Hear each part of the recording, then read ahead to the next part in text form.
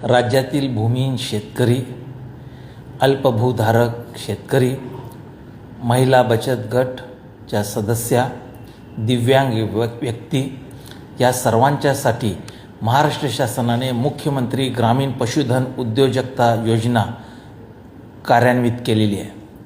या योजनेच्या माध्यमातून गाई, म्हशी, शेळी, मेंढी आणि कुक्कुटपालनासाठी 50% ते 75% पर्यंत भरीव अनुदान देण्याचा महत्त्वाकांक्षी निर्णय शासनाने घेतलेला आहे। यामुळे ग्रामीण अर्थव्यवस्थेला तर चालना मिळणारच आहे, त्याचबरोबर ग्रामीण भागातील बेरोजगार तरुणांना देखील एक मोठी अपूर्व संधी उपलब्ध झालेली आहे, जेणेकरून आपले शेतकऱ्यांना देखील आपलं शेतीच्या माध्यमातून व या जोडधंद्यातून आपलं उत्पन्न दुप्पट करण्याची एक अपूर्व संधी प्राप्त झालेली आहे।